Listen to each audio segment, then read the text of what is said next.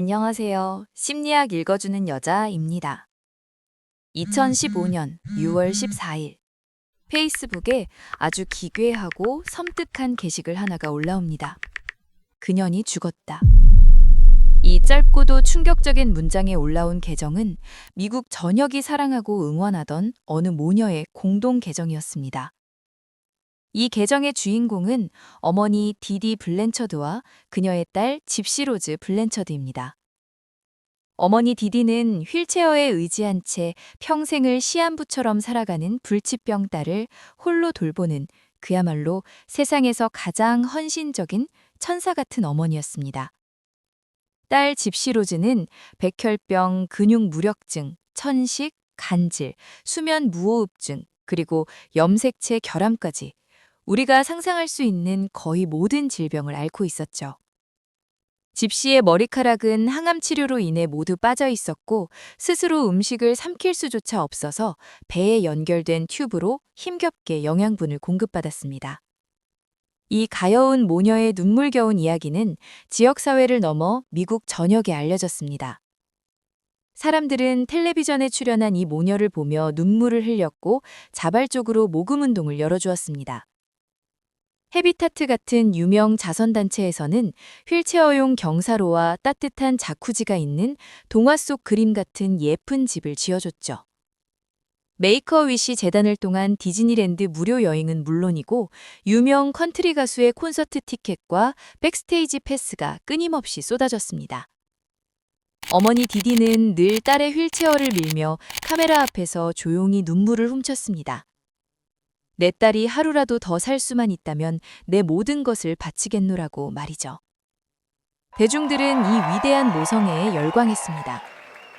그런데 그 평화롭고 아름답던 핑크색 집에 경찰이 들이닥쳤을 때 사람들은 두 번 경악해야 했습니다. 첫째, 세상에서 가장 헌신적이던 어머니 디디가 침대 위에서 수차례 흉기에 찔려 끔찍하게 살해당해 있었다는 것. 그리고 둘째, 혼자서는 침대 밖으로 단 한 발자국도 움직일 수 없다던 딸 집시 로즈가 두 발로 멀쩡히 걸어서 흔적도 없이 사라졌다는 사실 때문이었습니다. 대체 이 완벽해 보이던 동화 속 유리성에 무슨 일이 있었을까요? 경찰은 곧바로 사라진 딸 집시 로즈의 행방을 쫓았습니다. 누군가 연약하고 아픈 딸을 납치하고 그녀를 지키려던 어머니를 살해했다고 생각했기 때문이죠. 하지만 며칠 뒤 위스콘신주의 한 모텔에서 체포된 집시 로즈의 모습은 베테랑 수사관들조차 큰 충격에 빠뜨렸습니다. 집시 로즈는 휠체어 없이 두 발로 너무나도 건강하게 걷고 있었습니다. 무거운 산소통도 배에 꽂혀 있던 영양 튜브도 전혀 필요 없었죠. 그녀는 아픈 환자가 아니었습니다. 더욱 충격적인 것은 그녀가 인터넷에서 만난 남자친구 니콜라스 고데존과 공모하여 자신의 어머니를 직접 살해하도록 지시했다는 사실이었습니다. 피해자와 가해자가 순식간에 뒤바뀐 이 끔찍한 비극의 중심에는 심리학에서 가장 기이하고 파괴적인 정신질환으로 꼽히는 대리 민하우젠 증후군이 자리 잡고 있었습니다. 민하우젠 증후군이란 이름은 18세기 독일의 귀족이었던 폰 민하우젠 남작의 이름에서 유래했습니다. 그는 자신이 겪지도 않은 과장된 모험담을 마치 사실인 것처럼 꾸며내는 것으로 아주 유명한 인물이었죠. 이처럼 타인의 관심과 동정을 이끌어내기 위해 끊임없이 아픈 척을 하거나 스스로 자해를 하는 정신질환을 우리는 민하우젠 증후군이라고 부릅니다. 그런데 이 증상이 자신이 아닌 타인에게 투사될 때 우리는 이것을 대리 민하우젠 증후군이라고 부릅니다. 주로 부모가 자녀에게 혹은 보호자가 피보호자에게 가하는 아주 악랄하고 은밀한 형태의 아동학대입니다. 어머니 디디는 바로 이 끔찍한 질환의 중증 환자였습니다. 그녀는 사람들의 쏟아지는 관심, 동정어린 시선, 훌륭한 어머니라는 사회적 찬사, 그리고 자선단체에서 들어오는 막대한 후원금과 혜택에 완전히 중독되어 있었습니다. 이 비뚤어진 욕망을 채우기 위해 그녀는 건강하게 태어난 친딸을 아주 어릴 적부터 철저히 망가뜨리기 시작했습니다. 디디의 학대는 우리의 상상을 초월했습니다. 멀쩡히 걸을 수 있는 딸을 휠체어에 강제로 앉혔고 조금이라도 일어서려 하면 옷걸이로 무자비하게 폭행했습니다. 딸의 머리카락을 직접 면도기로 밀어버려 시한부 백혈병 환자처럼 보이게 했죠. 건강한 딸에게 간질약과 근육 이완제를 억지로 먹여 일부러 시선이 풀리고 침을 흘리게 만들었습니다. 심지어 의사들을 속여 멀쩡한 침샘을 제거하는 수술을 받게 하고 위장에 구멍을 뚫어 급식 튜브를 꽂아 넣는 만행을 저질렀습니다. 불필요한 약물 복용과 심각한 영양 결핍으로 인해 집시로지의 치아는 모두 썩어 문드러졌고 끝내 생리를 모두 뽑아내야만 했죠. 그렇다면 수많은 전문의들은 왜 이 새빨간 거짓말을 눈치채지 못했을까요? 어머니 디디는 무서울 정도로 치밀했습니다. 의사가 조금이라도 의심을 품고 정밀 검사를 요구하면 즉시 병원을 바꿨습니다. 간호사 출신으로 의학 지식이 해박했던 그녀는 희귀병 증상을 완벽하게 꾸며내어 전문가들조차 속아 넘어가게 했죠. 게다가 과거 발생했던 대형 허리케인 카트리나 때문에 딸의 모든 과거 의료 기록이 유실되었다며 뻔뻔한 거짓말을 늘어놓았습니다. 그렇게 사회 시스템과 의료진의 눈을 속인 채 완벽한 연극 무대를 10년 넘게 이어갔던 것입니다. 여기서 우리는 깊은 심리학적 의문을 갖게 됩니다. 집시로지는 바보가 아니었습니다. 본인이 걸을 수 있다는 것도 알았고 자신이 앓고 있다는 병들이 가짜라는 것도 어느 정도 인지하고 있었습니다.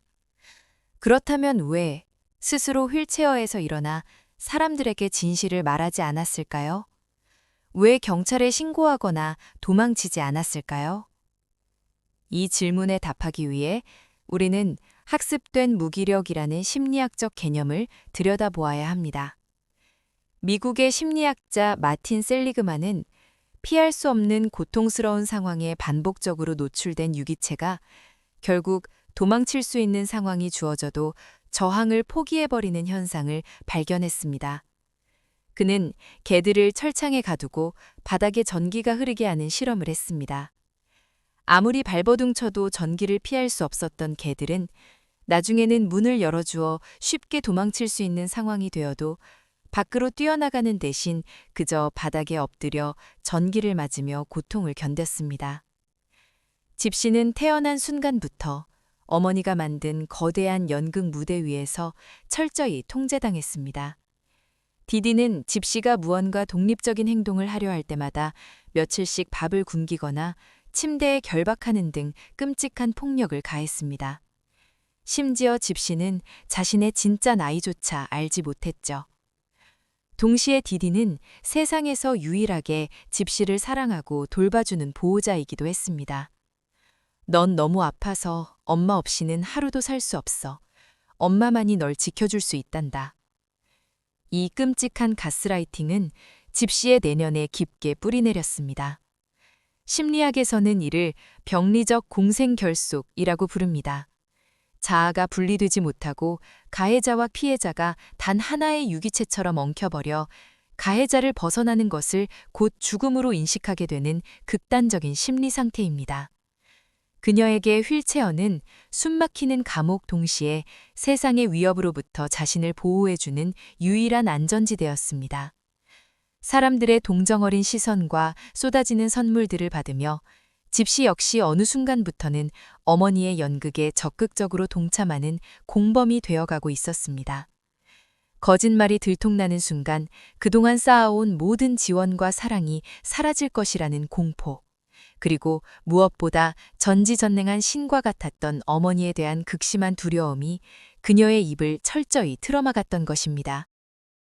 하지만 아이는 자라기 마련이고 본능적인 자아의 독립을 영원히 막을 수는 없습니다.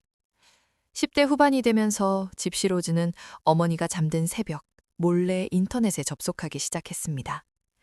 그 작은 모니터 화면은 휠체어에 갇힌 그녀가 세상과 접속할 수 있는 유일한 비상구였습니다. 그리고 한 기독교 데이팅 사이트에서 니콜라스 고데조온이라는 남성을 만나게 됩니다. 니콜라스 역시 다중인격장애와 자폐 스펙트럼을 앓고 있는 심리적으로 매우 불안정한 인물이었습니다. 하지만 집시에게 그는 동화 속의 등장해 자신을 구해줄 백마탄 왕자님으로 보였습니다. 집시는 니콜라스에게 자신의 모든 비밀을 털어놓았습니다.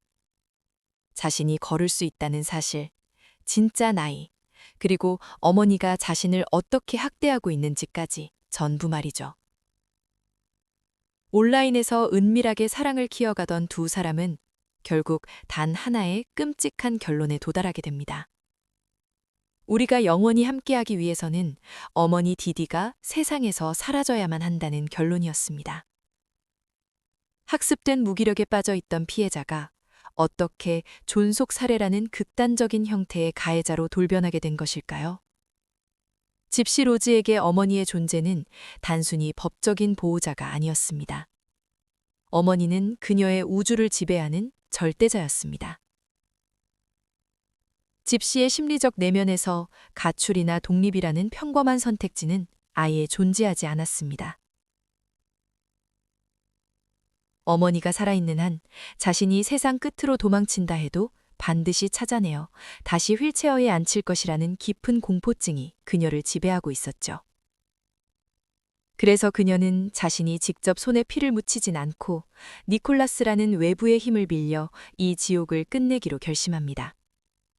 2015년 6월, 니콜라스는 디디의 집으로 숨어들었고 집시가 화장실에 숨어 귀를 막고 있는 동안 수면제를 먹고 잠들어 있던 디디를 수차례 찔러 살해합니다. 수십 년간 이어진 참혹한 의학적 학대는 결국 가장 피비린내 나는 비극으로 막을 내렸습니다. 사건의 모든 전말이 밝혀진 후 미국 사회는 엄청난 혼란에 빠졌습니다. 어머니를 잔혹하게 살해한 폐륜적인 범죄자. 하지만 동시에 태어난 순간부터 20년 넘게 끔찍한 신체적, 정신적 고문을 당해온 가여운 피해자. 법정은 깊은 딜레마에 빠졌습니다. 그녀의 살인을 정당방위로 온전히 인정할 수는 없었지만 그녀가 겪은 학대의 특수성을 외면할 수도 없었죠. 결국 검찰과 변호인단의 합의 끝에 집시 로즈는 2급 살인 혐의를 인정하고 10년형을 선고받았습니다. 반면 직접 흉기를 휘두른 니콜라스 고대조는 가석방 없는 종신형을 선고받으며 차가운 감방에서 생을 마감하게 되었습니다. 교도소에 수감된 후 진행된 인터뷰에서 집시 로즈는 이렇게 말했습니다. 어머니와 함께 살던 때보다 교도소에 있는 지금이 훨씬 자유롭습니다. 여기서는 적어도 내가 걸어 다닐 수 있고 진짜 음식을 먹을 수 있으니까요. 이 짧은 한마디는 대리 미나오젠 증후군이라는 질환이 만들어낸 지옥이 얼마나 끔찍했는지를 여실히 보여줍니다. 그리고 시간은 흘러 집시 로즈는 2023년 12월 말 가석방으로 출소하여 다시 세상 밖으로 나왔습니다. 대중의 뜨거운 관심 속에 새로운 삶을 시작했지만 평생을 학대 속에 살아온 그녀가 감당해야 할 심리적 흉터와 세상의 엇갈린 시선은 여전히 무거운 숙제로 남아 있습니다. 우리는 종종 괴물은 태어나는 것이 아니라 만들어지는 것이라고 말합니다.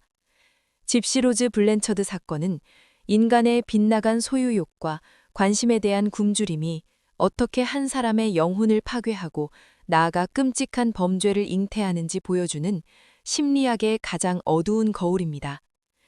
자신의 욕망을 채우기 위해 딸을 철저히 파괴했던 어머니, 그리고 살기 위해 괴물이 되어버린 딸. 이 비극적인 이야기 속에서 진정한 가해자는 과연 누구일까요? 그리고 만약 단 한 명의 의사라도, 단 한 명의 이웃이라도 그 완벽한 연극 무대의 균열을 조금 더 일찍 알아차렸다면 이 끔찍한 결말은 막을 수 있었을까요? 당신이 알고 있던 상식이 뒤집어지는 밤. 오늘 준비한 이야기는 여기까지입니다. 지금까지 심리학 읽어주는 여자였습니다. 평안한 밤 되시길 바랍니다.